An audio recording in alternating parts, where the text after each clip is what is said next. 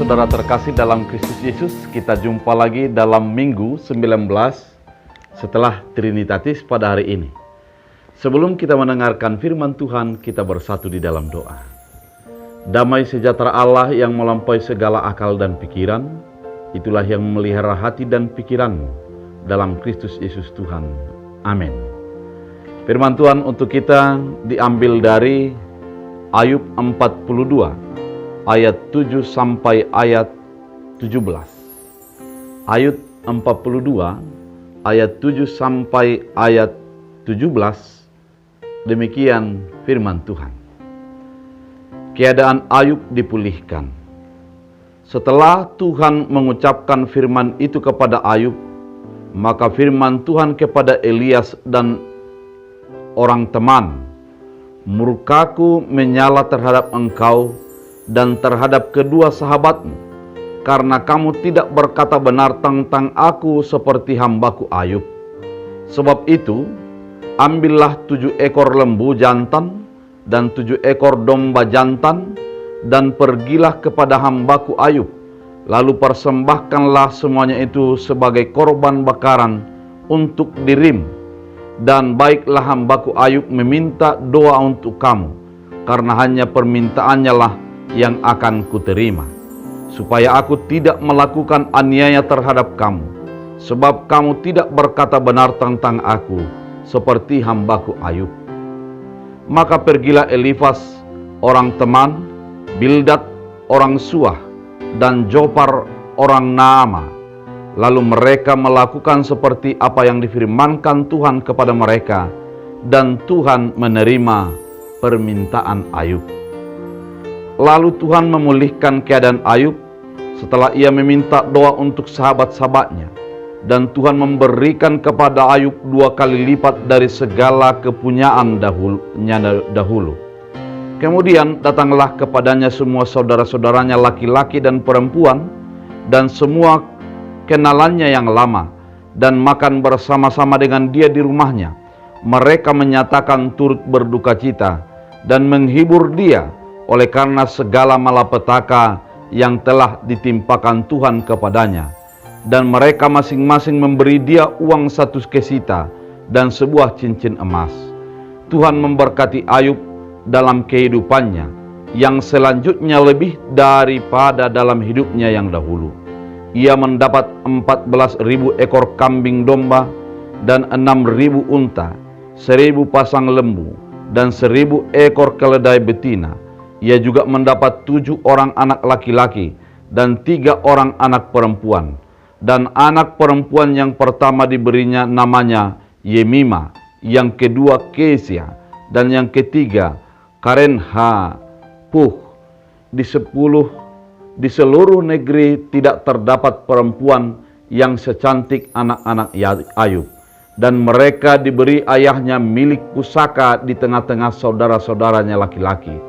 Sesudah itu Ayub masih hidup 140 tahun lamanya. Ia melihat anak-anaknya dan cucunya sampai keturunan keempat. Maka matilah Ayub, tua dan lanjut umur. Demikian firman Tuhan.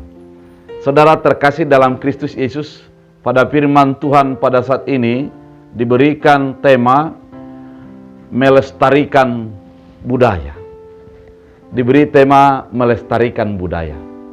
Kita mau melihat bagaimana pelestarian budaya yang dinyatakan di dalam kisah Ayub pada saat ini. Kita mengetahui bersama bahwa Ayub adalah seorang yang dekat dengan Tuhan. Dia adalah orang yang saleh.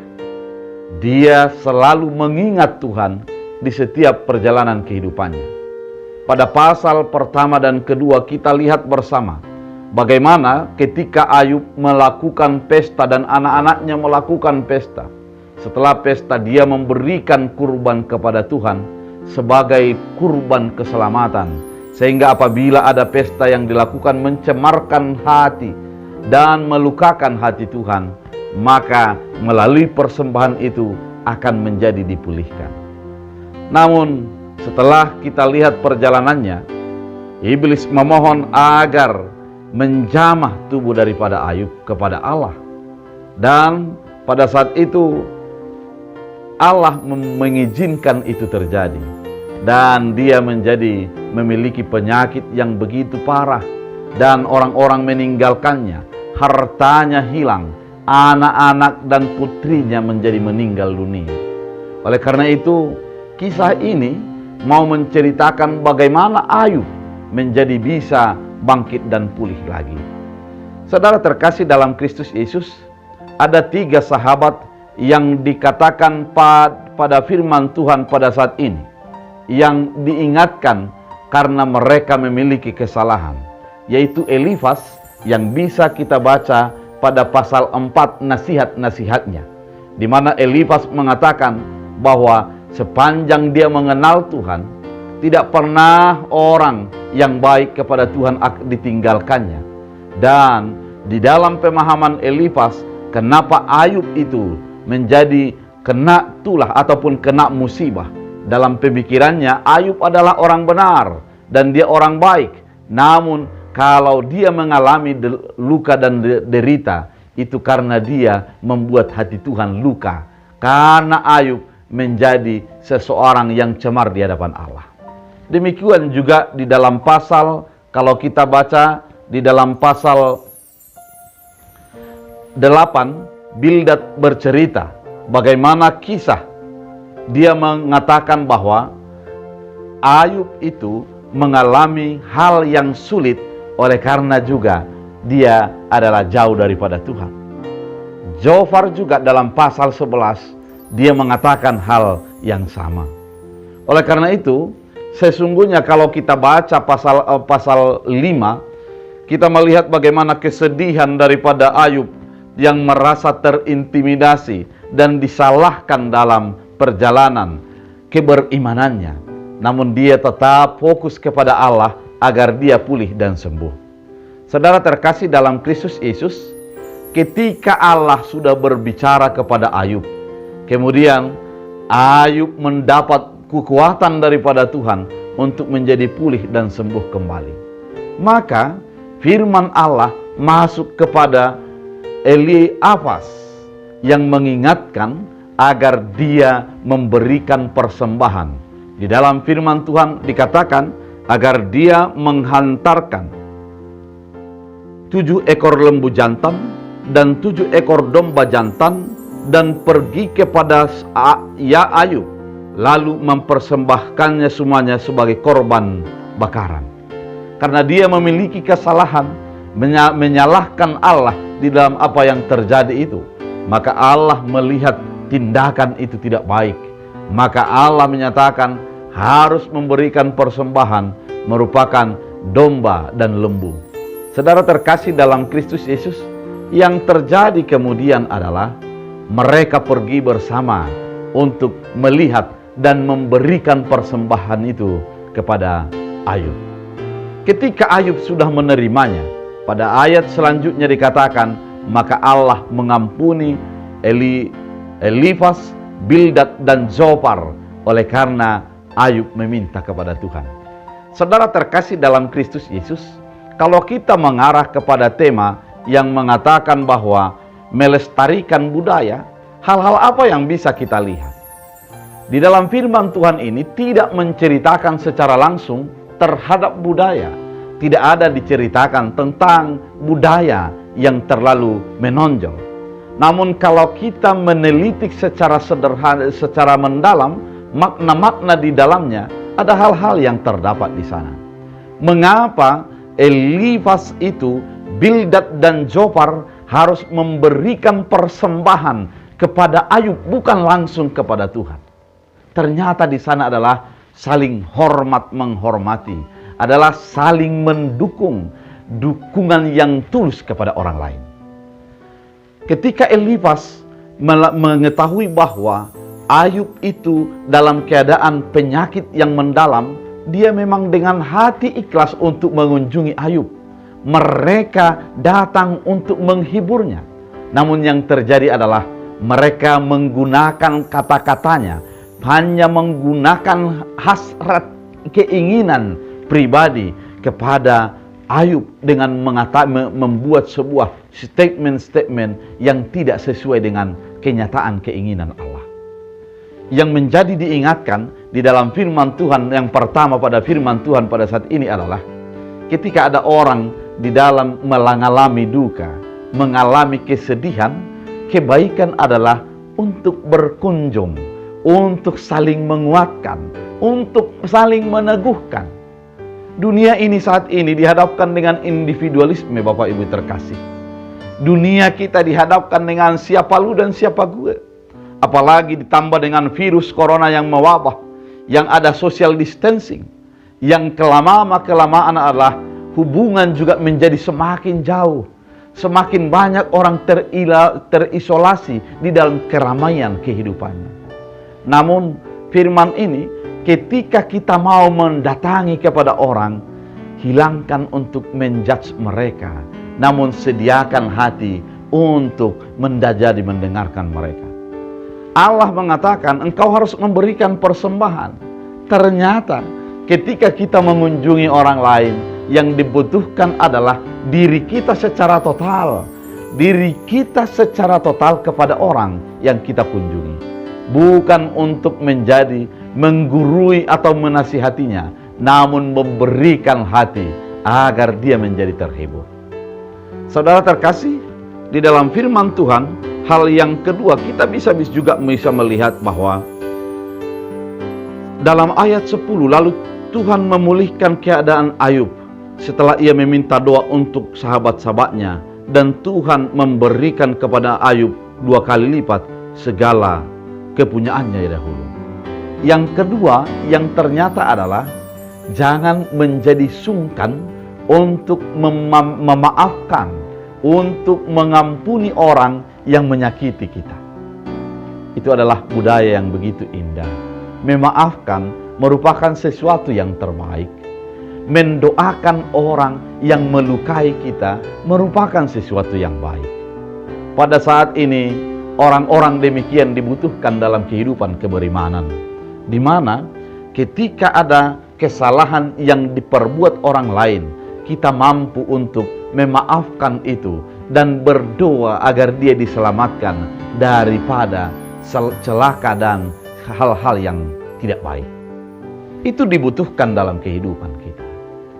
Ya, dan yang ketiga, ketika kita mengunjungi orang lain, pada ayat 11 sangat jelas dikatakan, kemudian datanglah kepadanya semua saudaranya laki-laki dan perempuan, dan semua kenalannya yang lama, dan makan bersama dengan dia di rumahnya. Mereka menyatakan turut berduka cita. Perkunjungan yang begitu indah, pemahaman yang begitu indah dalam kehidupan orang percaya, di mana adalah sifat untuk menjadi saling mengunjungi, makan bersama, saling menguatkan. Itulah yang dibutuhkan dalam kehidupan kita. Saudara, ketika saat ini manusia banyak hidup untuk dirinya sendiri, kita diajak untuk menjadi berkunjung, mendengarkan, makan bersama, interaksi bersama, hidup bersama. Meskipun banyak hal dikatakan yang tidak boleh untuk berdekatan dan lain sebagainya, itu lakukan dengan baik, namun jangan putuskan silaturahmi yang baik dengan orang di sekitarmu. Ketika kita mau mempedulikan orang lain, pada ayat 11, pada ayat selanjutnya dikatakan bahwa dan mereka menghibur dia oleh karena segala malapetaka yang ditimpakan Tuhan kepadanya, dan mereka masing-masing memberi dia uang 1 kesita dan sebuah cincin emas. Adalah pemberian, berdiakonia. Saat ini dibutuhkan orang-orang yang berdiakonia, saudara terkasih. Saat ini dibutuhkan orang-orang yang memberikan dirinya kepada orang lain, bukan hanya kata-kata, namun ada tindakan nyata. Tindakan nyata untuk mengeluarkan orang lain dari kesusahannya. Sikap nyata daripada kehidupan orang percaya, sehingga orang lain itu merasakan mendapatkan solusi dalam kehidupan mereka. Banyak orang hanya banyak berkata, namun sulit untuk bertindak. Banyak orang hanya lip service dalam kehidupan ini. Namun firman Tuhan ketika kita mengarah kepada pelestarian budaya, pelestarian sosial yang baik, mari ketika kita melihat kesusahan orang lain, turut campur tangan, angkat mereka dan menjadi solusilah bagi orang yang berkesusahan tersebut. Saudara terkasih dalam Kristus Yesus, dalam ayat 12 dikatakan, Tuhan memberkati Ayub dalam hidupnya dan yang selanjutnya lebih daripada dalam hidupnya yang lebih dahulu. Berkat Tuhan akan semakin nyata bagi kehidupan orang-orang percaya ketika mereka saling mendukung. Yang dikunjungi mendoakan yang mengunjungi. Yang mengunjungi memberikan semampunya kepada orang yang ditolongnya. Kemudian orang yang ditolong menjadi orang saluran berkat dalam doa-doanya, lantunan doanya kepada orang yang memperhatikannya. Ada sebuah ikatan, ada sebuah jalinan yang terus dipelihara. Saudara terkasih dalam Kristus Yesus, berkat Tuhan akan tetap tercurah kepada sesuatu komunitas yang begitu baik, pada sebuah perjalanan organisasi atau masyarakat atau jemaat Tuhan yang selalu saling mendukung dalam kehidupannya. Berikan hatimu, jangan hanya untuk menilai dan membuat sesuatu yang menyakitkan Tuhan dan menyakitkan sesama. Berikan hati menjadi solusi, dan jadilah ketika diperhatikan, jadilah pendoa yang menjadi sumber berkat bagi orang-orang yang memperhatikan. Saudara terkasih dalam Kristus Yesus, pada saat ini kita diingatkan kepada pelestarian budaya. Banyak budaya yang bisa kita gali daripada firman Tuhan pada saat ini. Namun yang paling kental adalah bagaimana di dalam sebuah kesusahan orang percaya saling mengunjungi, orang percaya saling menolong, orang percaya menjadi saling mendoakan di dalam kehidupannya. Tidak menjadi terkikis oleh individualisme, tidak terkikis oleh kepentingan, namun tetap beriman, melakukan yang terbaik sesuai dengan apa yang dikehendaki oleh Allah. Saudara terkasih dalam Kristus Yesus, setiap manusia membutuhkan orang lain di dalam hidupnya. Maka jadilah menjadi tetap merendahkan diri dan menjadi orang solusi bagi orang lain. Oleh karena itu, melalui firman Tuhan, mari kita lestarikan sebuah sifat yang baik, di mana ada kepedulian, ada topang menopang, ada tolong menolong, dan kita menjadi solusi bagi orang lain. Tuhan Yesus memberkati. Kita bersatu dalam doa. Terima kasih Tuhan atas firman-Mu mengingatkan kami, agar kami melestarikan budaya yang begitu indah, yang datangnya daripada hikmat daripada Tuhan, dan di dalamnya terdapat daripada firman, di mana kami hidup saling mengasihi dan hidup di dalam sebuah kebaikan yang satu dengan yang lain. Jadikan firman-Mu berakar, berbuah, bertumbuh dalam hidup kami. Dalam Kristus Yesus. Amin. Tuhan Yesus memberkati.